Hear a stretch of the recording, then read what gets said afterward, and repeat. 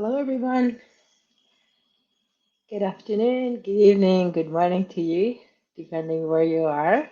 We are about to get started. So, welcome to today's webinar. Can you guys hear me okay? Just tell me in the chat if you can. Thank you. So, warm welcome to you. My name is Sheila Baker. I will be presenting to you today on how to teach reading. I'm located in near Budapest in Hungary. Sometimes I can be found in Toronto, Canada, and some other places. It would be great to see where you are located. So please feel free to say hi in the chat and tell us where you are located. Thank you, Sarandia, for letting me know that you can hear us. Awesome. So we've got people from New Mexico. Wow. Greece. Oh, sorry, not Greece. California. Welcome. Cape Town, South Africa, London, Singapore. Wow. Vancouver, Ontario. Very nice. Happy Saturday to you all. Chicago, Illinois. Italy.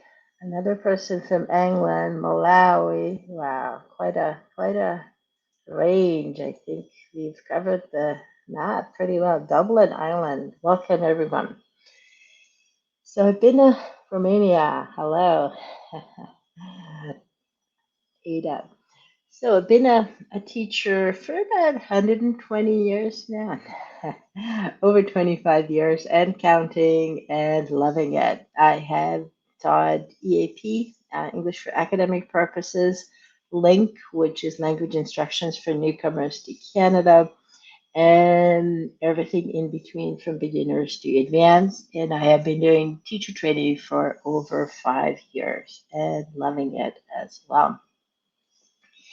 I have taught students from every continent, many countries. I'm sorry, my cat wants to say hi too. All right, so let's take a look at what we'll be covering today. So here's a brief overview. So we'll talk about the different approaches to reading. We'll take a look at the task feedback cycle and how to choose an appropriate task. So we'll talk about the differences between skimming and scanning, the different ways of processing information, top down or bottom up, and then we'll talk about extensive reading.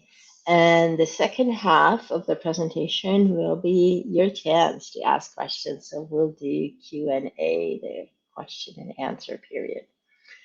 So it gives us lots to look forward to, and I will also be sharing resources with you at the end. So let's take a look at the different approaches. So first of all, why teach reading? Well, it is such an essential skill. We need it for everyday life. We need it for work, study, or even just pleasure reading. Many people still do that despite all the other uh, interferences from technology, or we do read in a digital format as well.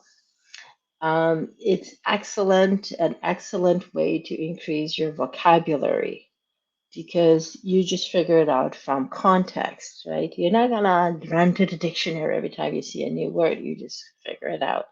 Helps with your grammar to include more a wider range of structures such as sentence variety, connectors, punctuation, and all that fun stuff. And it's good to see how other writers write. So it's a good model for our how to write a good text. We are exposed to different genres. We see all the different structures, the styles of writing, interesting topics for discussion. So it can jumpstart your speaking activity for our students, perhaps. And it can also serve as a springboard for imaginative and engaging lessons. It's a great way to kick off a new topic, for example. And when it comes to modeling, we do need to do that. For example, how to write an email, If you're teaching business English or just want to teach how to write a good email, sometimes students don't know how to write to their teachers, how to write a good paragraph or an essay, or if you get into academic, teaching academic English, how to write a good research paper. All of these things, it's good for students to see a model of what is a good thesis statement, what is a good topic sentence, how to structure each paragraph. So don't just think about the regular reading text. Think outside the box. And let's talk about approaches to reading. So just like listening, it is a receptive skill. The difference is with listening, we don't have much control over the speed, whereas reading, we often can control the speed, how fast we read. But the procedures are going to be similar, except people read at different speeds and in different ways. And what are some of the issues that students might experience in reading? If you could put that in the chat, and then we'll talk about that. And then people also read to themselves, or they might read out loud. If you ask students to read out loud, uh, you can even focus on pronunciation, right? Just make the aim clear if you ask them to read out loud. Okay, so let's see what we've got here for problems. What problems might you experience?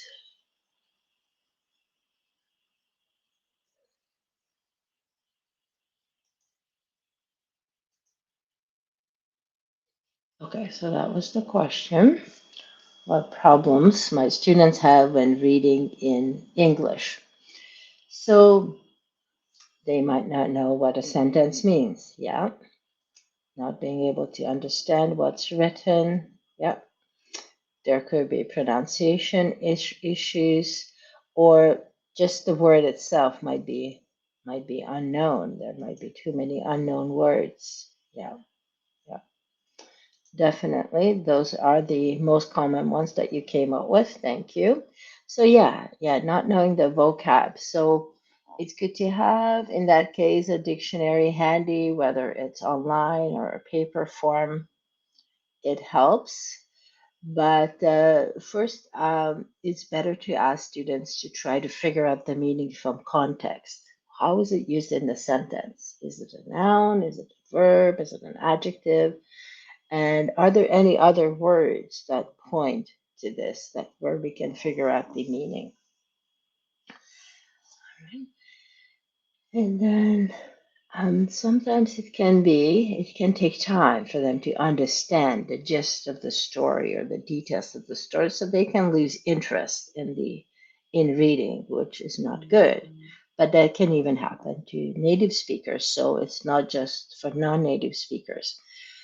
Um, so might need to go over the text several times to get a better understanding. Yeah. Or sometimes they understand the words, but not the meaning. So in that case, again, it can be challenging for students to unlock the meaning behind it, especially when it comes to idioms or phrases or cultural references that they might not be aware of. And there could just be a lack of motivation overall.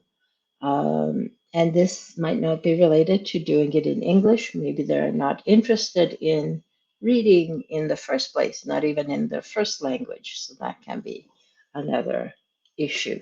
So in that case, we just have to make sure that we choose the right level for the students and something that is interesting for them. So we need to find out what it is that they're interested in, like teenagers. They'll be more interested in stories about superheroes and maybe romance or sci-fi. But older adults might be more interested in more in-depth stories, like stories about the environment or safety and things like that, or deep philosophy. They're into that. So you do a needs assessment at the beginning of the semester, and you find out what they're interested in, and then choose your material accordingly.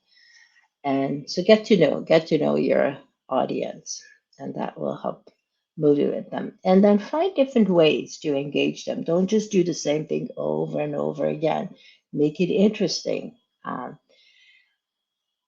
Variety is the spice of life, so keep them engaged. Don't be too predictable, right? Just mix it up. Try different ways of approaching reading. And then let's take a look at the task feedback cycle. So it kind of gives an overview to the process. And for example, a roadmap. So it's not set in stone. It serves as a guide, right?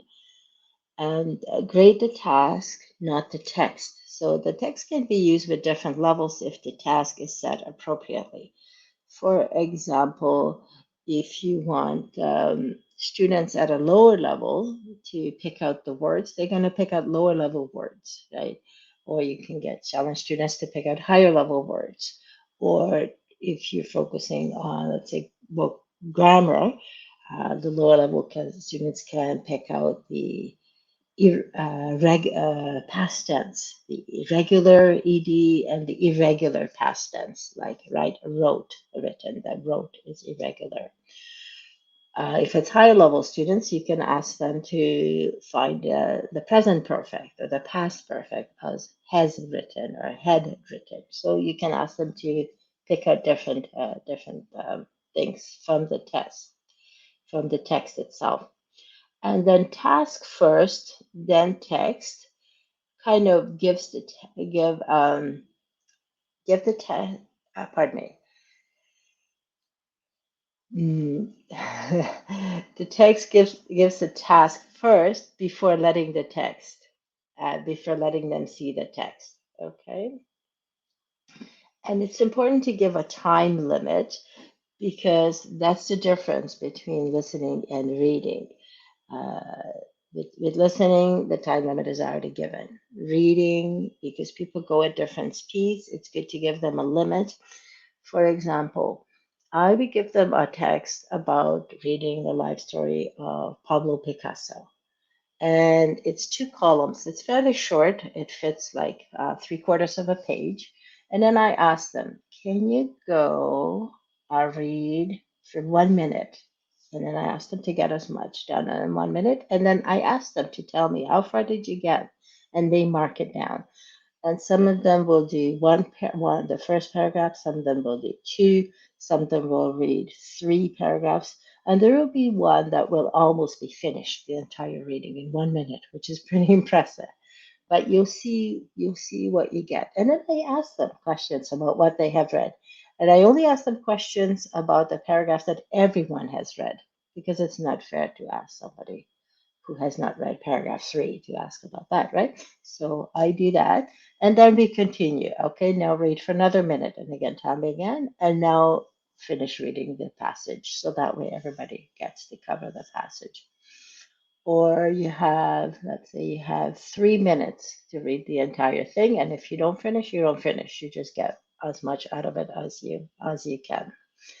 And then focus. Sometimes it's good to focus on the process instead of the product. So it's the process of understanding the text. It's not so much the final outcome. So here is the cycle. So it's always good to have some kind of a lead in, right? Find a way to get the students into the topic. For example, if you are doing a biography of J.K. Rowling, you can give three true and false questions before reading it. She was born in the US, which they'll find out later is false because she was born in England. She was very poor when she was writing the Harry Potter series. And they'll find out that that was indeed true. But it builds that anticipation for the text, right? So when they're reading it, oh yeah, yeah, she is not American, right? They'll find out the answer, so it makes it more makes it more engaging, more interesting. And then the pre-task and the set clear task. So here, um, either you can do preview the vocabulary that the students will be exposed to, and then that will make it easier for students to once they read the text.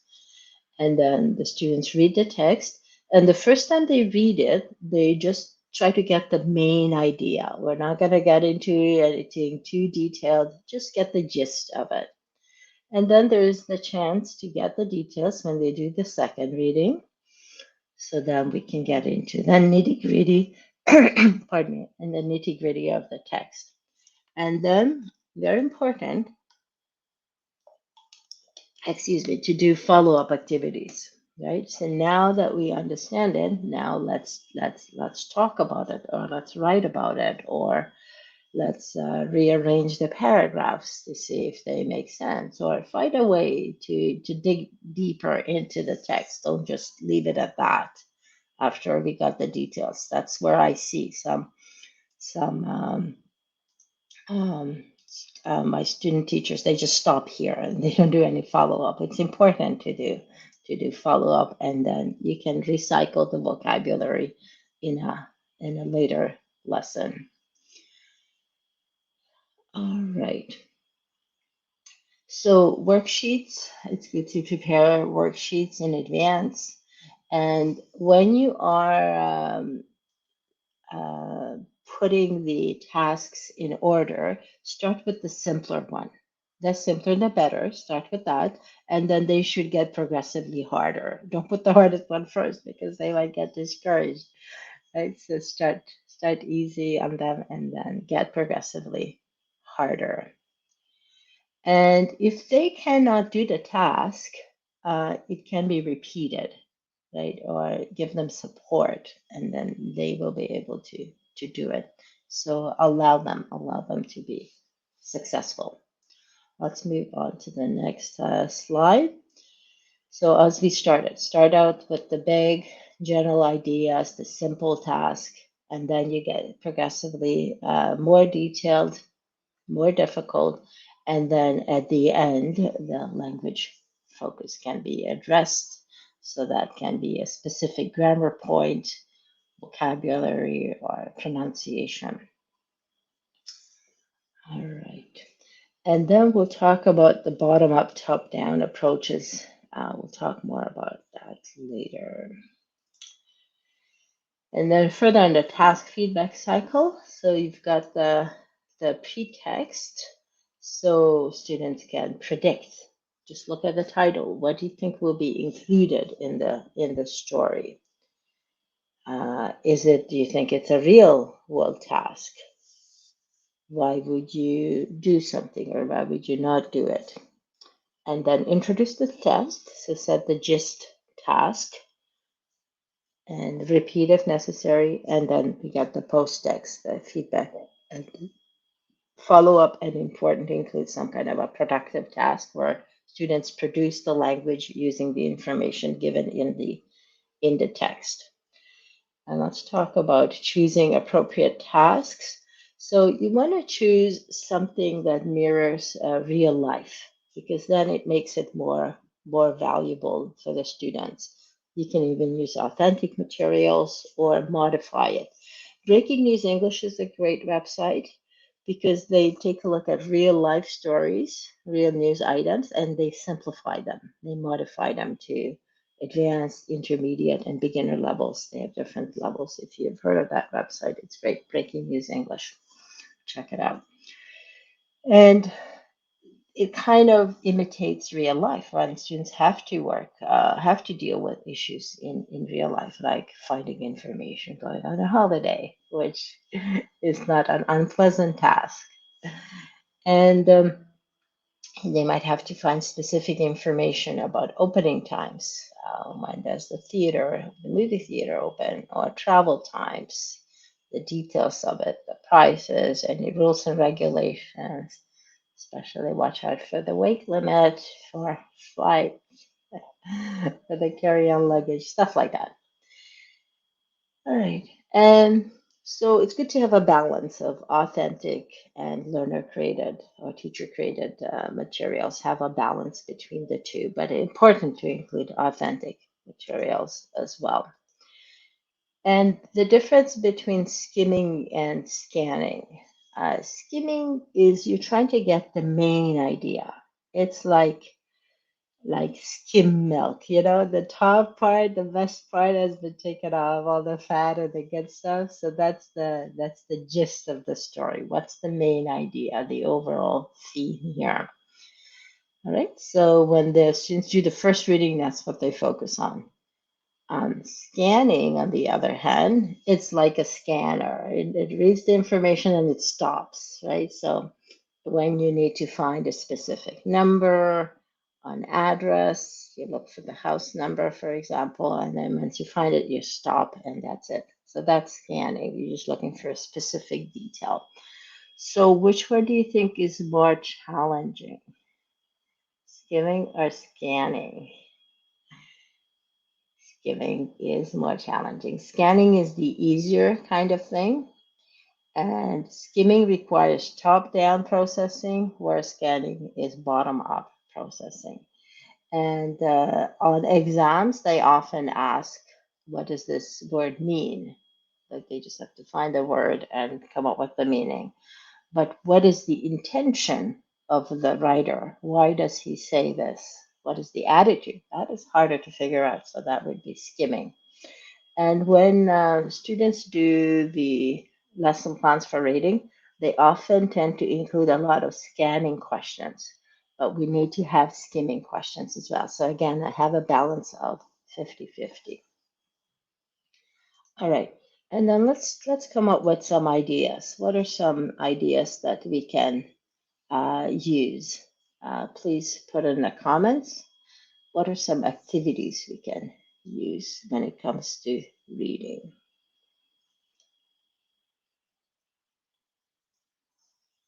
Will be beneficial for students. Oh yeah, thank you, Graka, for writing that in. Breaking News English. Yeah, in the chat. Good.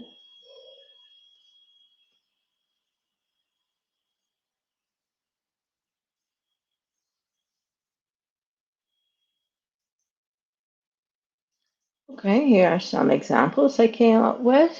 Role plays. Okay, role play would be like a follow up once they do the reading. Word gap is good. Yeah.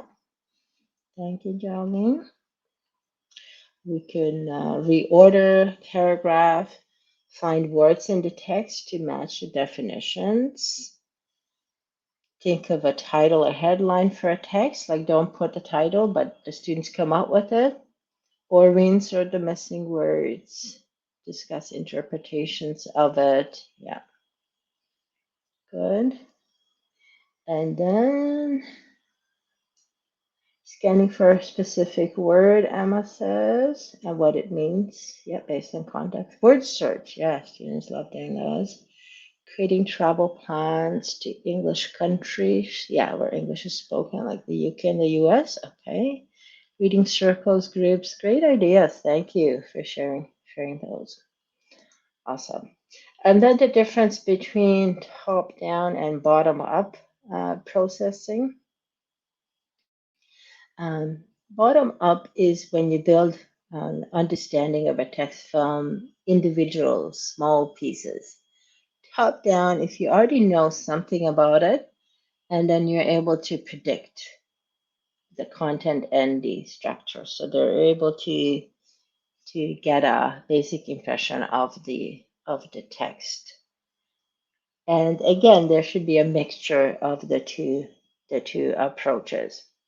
For example, if I show you, I don't know if I'm able to show you this. Yeah, I might not be able to show you. But it looks like a big, here. No, it doesn't let me do that. You see a huge letter B, a capital B. Then you know it's a B, it's a letter B. But if you see a 12 and a 14, a 12 before it and a 14 after it, what do you think it is? Then you might recognize, oh, it's actually this is a number. So what's the difference between these two? When you just understood that it's a capital B, that's bottom up processing because you didn't need any context. But if you see the 12 and the 14, that is top down processing because you understood the context and then you decipher the meaning based on the context. So that's the difference between the two types of um, information processing. All right, let's move on. Extensive reading. Um, this is when you read the text closely and to try to find out all the details. And this is, pardon me, intensive. This is intensive reading. You read the text closely and then you try to understand a lot of detail. This is important when you're signing a contract, for example. You want to read the small print, as the lawyers say. And to start reading, if you go back over a short text several times. Extensive reading is more like real life reading, reading for pleasure, like just sitting down reading a book. It tends to be faster, but it's more fluid because you're not going to stop and answer questions. You just keep going until you finish the book. And again, we want to encourage students to do all kinds of reading, not just the intensive in class reading. We want to encourage them to read a book on their own time. You can have a book club to discuss it. So if you go to a restaurant and trying to find out what to pick out, would that be skimming or scanning? If you said scanning, that is correct. And would that be intensive or extensive reading? If you said intensive, you are correct. How about reading a newspaper article, catching up on the news? That is considered pleasure reading because you're just trying to stay informed. Okay. And would you be doing more scanning or skimming in that case? If you said skimming, you are correct because you're trying to get the main idea. Okay. And important is to provide students a chance to do extensive reading. I get them to read a book. Sometimes I let them choose a book. Sometimes I choose one for them and we all read the same. And then they journal once a week. They hand in their journal and then I read it and I don't correct the writing because I just want them to enjoy the process. I actually comment and you would be surprised what the students come up with, what they get out of the reading. They combine it with their personal experiences, and they do share a lot. So be ready for that. It's one of the most enjoyable exercises I do. So I take it out on a Friday, I read it over the weekend, I comment on it, and then I hand it back on Monday. And again, they have another week to write the next one. All right. Or like I said, you can have a book club where they discuss it and then they do have to use the new vocabulary, right? So it's really good. It has the extensive reading has a really huge impact on language learning, so I highly recommend it. And it also gives them a chance to go back to the unknown vocabulary, and that's especially useful in academic writing. So the more they read, the more vocab they have, and then they have a better understanding of grammar. And vocab really affects everything because then they're able to listen to more information. They're able to produce more orally and writing. So really, we want to encourage uh, vocab. And really, when it comes to reading, a lot of it is vocabulary, understanding the words and the connection between them. So you'll find this direct connection. Those that are readers, their English tends to English skills tend to accelerate at a faster rate. So just encourage them to do read a lot, find out what they enjoy reading, keep some text close at hand. It can be on Kindle, a bedside book, on their phone. They are used to reading on their phone a lot. And then outside the classroom, so learning doesn't stop. We want to encourage lifelong learning, obviously. So authentic text, internet, blogs, newspapers, English is everywhere. I asked them to come on what signs, English signs, and we find for mistakes. It's a lot of fun. Readers, look for those books that are especially designed for ESL students. The Penguin Readers is a really good series. And on the back, you'll see is it American or British English? It will tell you the word range. Like this, they need to know 2,000 words to read this book. And it tells you the level. And sometimes it even comes with a CD, or you can listen to it online. They often have an online audio component. So, and they sometimes even have exercises already prepared that you can use, or the students can go through them. I like using short stories as well. They have been very proved to be very useful, because then you get the storyline, right? We get to the climax and then the resolutions of the different parts of a short story. And then we can do other things like metaphors and similes and alliteration and all these literary devices. So we can take it to the next level. They really enjoy reading it because it's more intellectually challenging. So it's not just your basic who did but what was going on, like and why did he do this? Or why did she react that way? So there's a lot more to it. And then graded levels are also good. It tells you what grade it is. It's got the glossary with the explanation of the new words. It's got footnotes. So you can use it for individual work or group work as well. So it's really helpful, or homework if you want for discussions. All right, and then you can jump into different stages of the book, so you don't really have to start at the beginning. There are some books that read like that, and you can just get to the juicy bits. Let students enjoy the reading. This is really the key to intrinsic motivation, and it's really a good investment of their time. All right, so let's see what we've talked about. So we talked about why we teach reading. So it's an important life skill, and it helps us develop those additional skills that we talked about. We talked about the task feedback cycle, which is provides the framework for staging receptive skills like listening and reading. And make sure to we talked about the importance of choosing appropriate tasks and include reading for gist, skimming and scanning, and then becoming more detailed later on to set the task progressively harder. Top down versus bottom up processing. It's kind of what we do in real life. We look at information in different ways and process information. And then we talked about how important extensive reading is, how important to encourage that, make it as enjoyable as possible, and motivate our students to do it, to read different types of text and uh, accessibility. All right. So this is the end of me talking.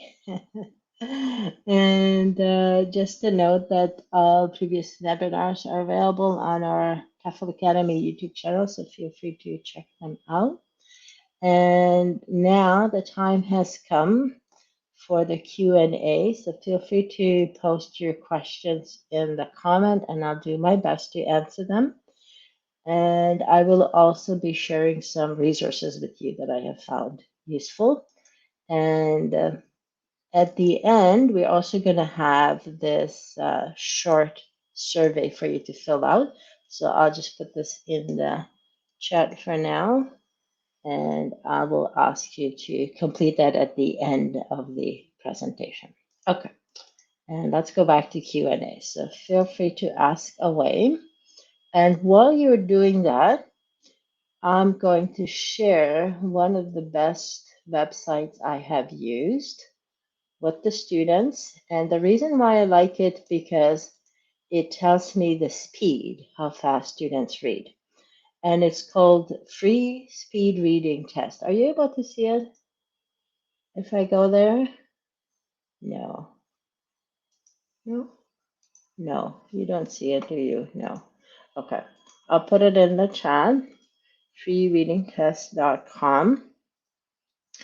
And the reason why I like it, because students are able to read a text and then they're asked, after they're done reading, they click done reading and they're asked 4 questions. They answer those 4 questions and then it will tell them the results. And the results will tell them the reading speed and their comprehension. And the reading speed is really important because it gives them a number, a measurable number, and they can see their own progress. And the reading's really short, so it can be done in 2, 3 minutes. And there are always 4 questions, so it's consistent. And that way students can see their progress. So we usually do this at the beginning of the class. Okay, do the next speed reading. And they have 13 levels, and each level has 3 stories, and they have 5 topics. So there are lots to choose from. Yeah, so I put it in the chat for you. All right, and then Mary asks the question, what stages of the reading lesson can you use or can you not use scanning questions? Okay, so the scanning questions are the easier questions, the who, what, when, where, why questions. Well, you can use them basically at any stage of the lesson, but especially after the second reading, because then we're focusing on the details. So at that stage, it's good to ask that question as to who did this, what did he do, why did he do it, right? So especially after the second reading, I would recommend doing so. Okay, and yeah, thank you, Becca, for the kind feedback. Yeah, I'll try to include some of my own experience because I find that students tend to remember stories better and kind of sticks with you. Another good website I'd like to share with you, I don't know if you've heard of it, is agendaweb.org. It's awesome. The reason why I like it, I'll put it in the chat for you. The reason why I like it because they have different ways of uh, using your reading skills. For example, signs. Here's a sign. Keep this door locked when the room is not in use. And the choices are 4 multiple choices. Tell me your answer. A, this room cannot be used at present. B, keep the key to this door in the room. C, this door must always be kept locked. Or D, lock the room when it's not being used.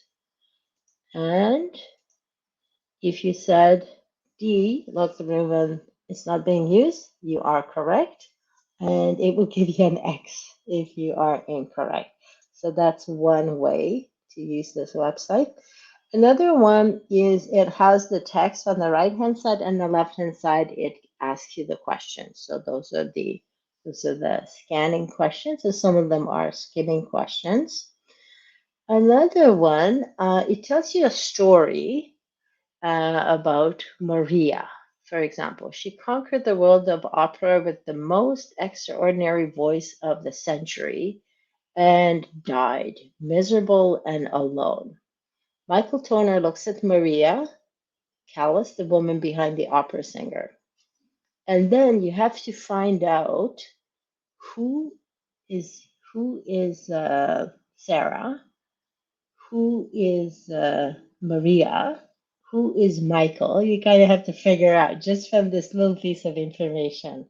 Students love doing it because it gives them a chance to discuss these things. Another thing it does, it gives you a letter, for example, a business letter.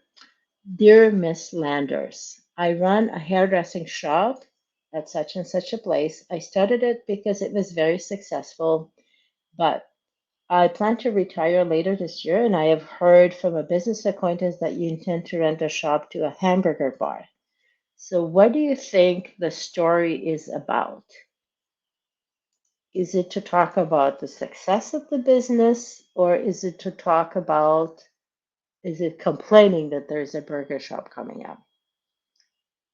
Yeah. And if you said that it's a complaint letter, you are correct. Yeah. And it also provides a nice example of the letter. And last but not least is filling in the blank that some of you have recommended. And I like this one. So this one is the gap fill on the website that I showed you, that I shared with you. And you have four choices. After 2 weeks of worry, a farmer blank the north of England. So what would you say, the north of England? In, of, at, or to? And if you said in the north of England, you are correct. And again, students can just check their answers. So again, a really, really good website. I recommend that. Okay, let me see if there are any other questions that have come in the meantime. How to create comprehension questions from the text, please. Comprehension questions are basically, did the students understand the story? For example, this story that I just told you about the hairdresser, what is the main purpose of the letter? Would be a comprehension question. Is it checks to see if the students have understood the story, right? Or who is writing a letter? That's just a really, really simple question. That would be a scanning question. But what is the purpose behind the question? That's a skimming question because they'd have to understand. So there's the scanning and the skimming, but they're both comprehension. They both check to see if the students have understood the text. Okay. Okay. Scholar asks, do we use the same methods for children? Okay, with children, that's a little bit of a different story. Yes, you can use some of the main methods, but you have to keep it more engaging for children because they do have a lot of energy that they need to burn off. So you need to really keep it more engaging. And you're not going to ask the deep questions so much. It's you focus more on the simpler questions that they're able to answer. Yeah, but some of the things can be modified. The only thing is the text is going to be appropriate to the children. So you're going to choose more children appropriate text. Whereas with adults, you don't want to choose something that is too childish, right? For adults, you want to make sure that it's age appropriate. Yeah, good question. Thank you. All right. Do we have anything? Okay. Are there any particular short stories that you have worked well and that you really enjoy teaching? Yes. In fact, there is a website I'm going to share with you that I enjoy. I've used that. It's by fluentu.com, and it's got great short stories for ESL students. You can check it out, and it's got the links to the short stories. So I'll put that in the chat as well. One I particularly like is Story of an Hour. I don't know if you've heard of it. The Story of an Hour was by Kate Chopin, and it talks about a woman, and she's told that her husband has died in an accident. And I'm not going to tell you the ending of the story because that would spoil the story. But I'm gonna tell you that it's very engaging because students get into it and they try to figure out what happened in the story, what happened to the husband, what's happening to the wife. So check it out, Story of an Hour. I'll put it in the chat, a story of an hour. And it doesn't take an hour to read it. It's about 3 pages, and so that students can do it in one class, and they enjoy discussing it a lot, and you get a lot out of it. But it is for higher level students because it does have a lot of imagery, metaphors in it, and higher level vocabulary. But there it is. I put it in the chat for you if you want to check it out. But that other website that I shared with you, the fluent.u, has a lot of those short stories that I enjoy and teaching, and my students have benefited a lot from. All right, what else? This one, for example, this short story, it talks about wild animals, how Nancy brought wild animals into the world. And it also incorporates the culture of students. If you've got students coming from Africa, it's really good to include their culture, right? They enjoy learning about it because they already know the story, so they're just doing it in English. In fact, I've even used fairy tales like Little Red Riding Hood and Cinderella, some of the Disney stories, because they know the children they watch, the students often watch it with their kids, and they know the story of Frozen. They know the character. They know Olaf, and we have a lot of fun with it. So you can even incorporate stories that it seems like it's only for kids, but they do enjoy learning about it as well. And Little Red Riding Hood, I use that story to teach the order of adjectives, right? So little is size or opinion, red is color, riding is the purpose, and hood is the noun. So sometimes if you have several articles, in which order you put them in. So you can get a lot out of these stories, really. Another one I like to use is reordering the paragraphs. So it gives you 3 paragraphs, let's say, and the students have to put them in order. Now, how do they decide? They look at the context, you look at the connectors, they look at pronoun references, right? If the person is mentioned by first name and then next time it's he, and we know the he comes later. So here's another good one. I put that in the chat as well. And again, students enjoy doing that activity. And again, it's more mentally stimulating than just who did this or who did that, right? Putting it in order, that's a higher level skill. So you want to go higher up on, if you're familiar with Bloom's taxonomy, you want to be asking higher level skills as well, which focuses on critical thinking skills. Yeah, the fairy tales, absolutely, it could be used with younger children for sure. Yeah, thank you, friend, for that. All right, do we have any other questions? When teaching different levels of students in the same class, does it mean I should provide different reading activities to suit each level? Um, if there are small differences, then no, then just one set of activities is fine.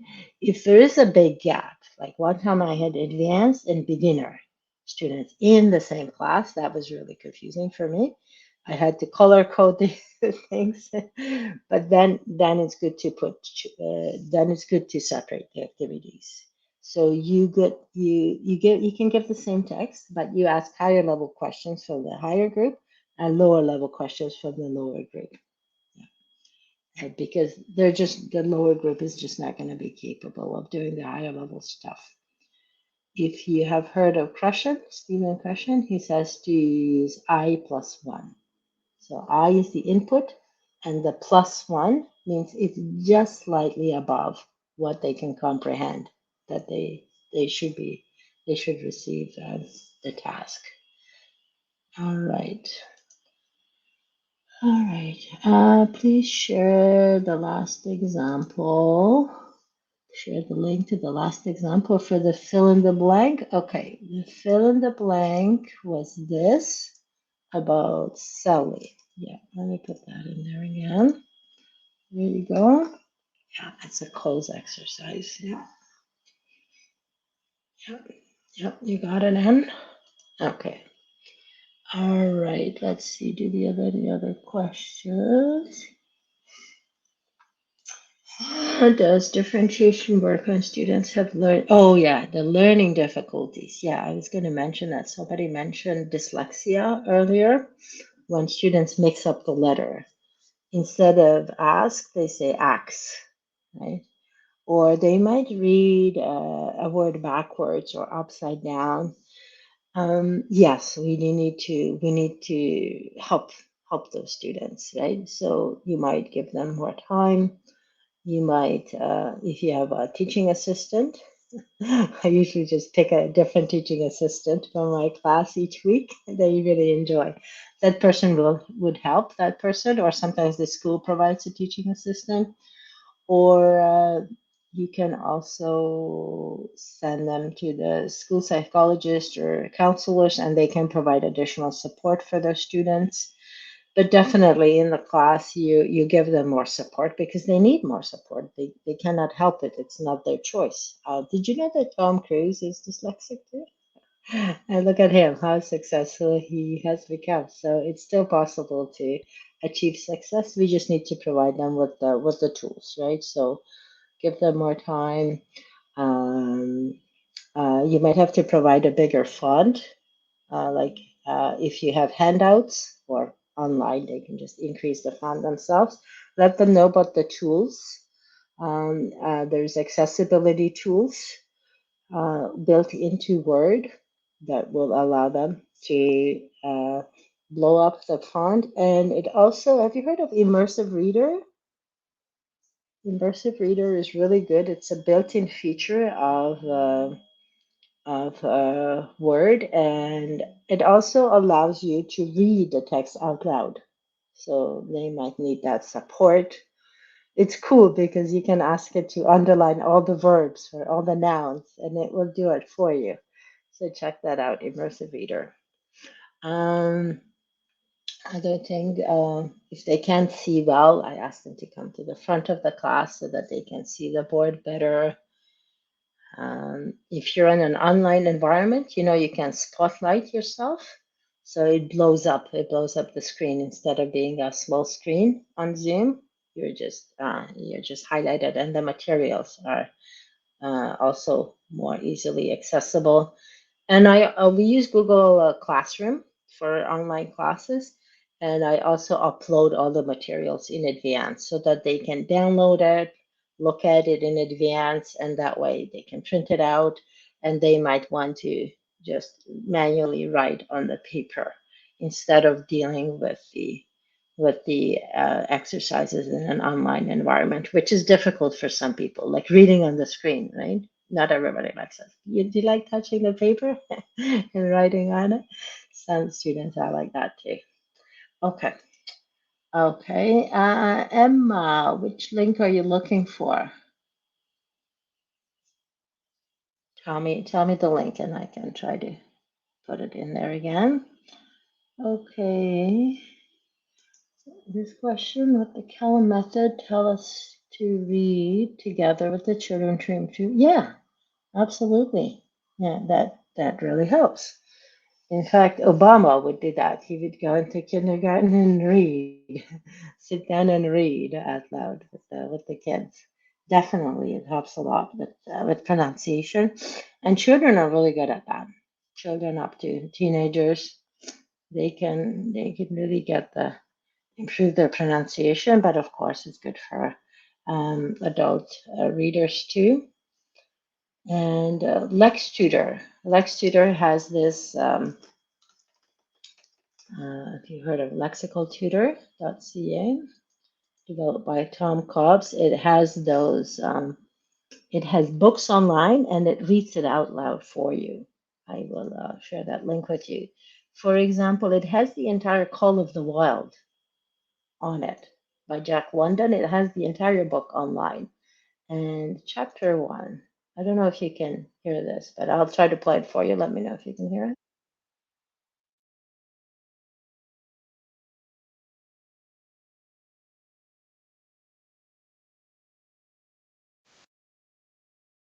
Okay, you probably couldn't hear it, could you? Yeah. Okay, I'll read it for you.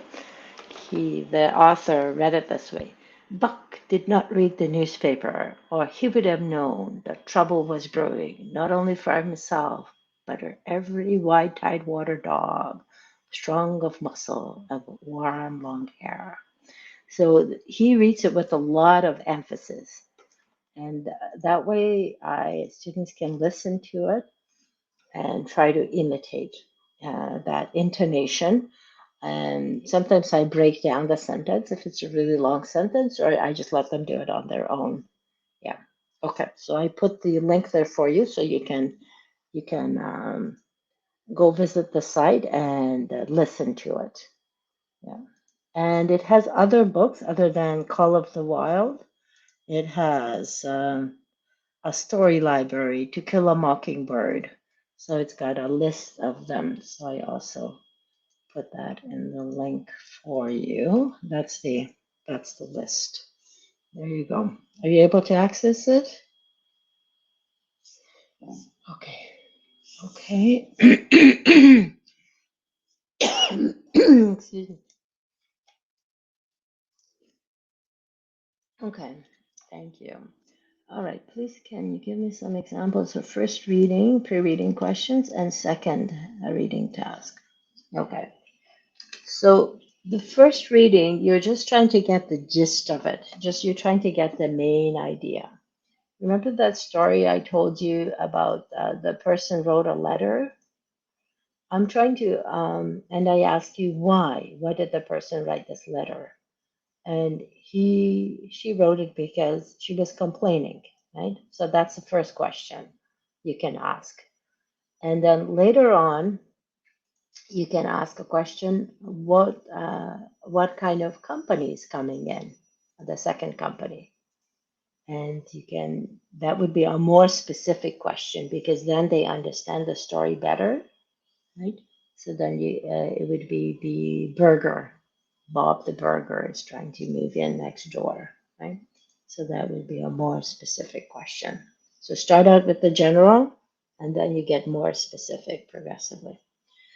Okay. To pronounce your words a bit clearer. Yes, sorry, Mark. Thank you. I will try. I will try to do that. Thank you, Mark, for that feedback. Appreciate it. Okay. Okay, good. Do we have any more questions? I've got another 2 minutes left. Okay, if no more questions, thank you so much for being here. We appreciate you taking time out of your busy schedule. And if you could complete this short survey, that would be much appreciated. And again, I will put the link there for you in the chat. We hope you got a lot out of it and you'll be able to apply some of these tips in your own teaching. So here's the link again for the survey. If you could take a few minutes to complete that, that would be much appreciated. Thank you for being here. Oh, yeah, that's a good question. Teaching on vocab, do you focus on a certain level? Do you focus on just the words at that level? Yes, it's certainly good to do that. So you know Vocab Kitchen, if you know that website, where you can plug in some text and it will tell you the level. So if you put in some information, it will identify those levels that are B2, for example. Excuse me. Yeah, I'll put that in the chat for you as well. If you want to focus, if you want to focus on the B2 words, then it will do that for you. That's really, really important because the lower level words they already know. If it's like a C1, C2 level, it might be too high. So you want to focus just on that B2 level, for example. It's good to focus on just one level. All right, thank you everybody. Enjoy the rest of your weekend. It's a long weekend in Canada. We have Monday, Family Day. So thank you for being here and enjoy the rest of your day. Thank you. Bye.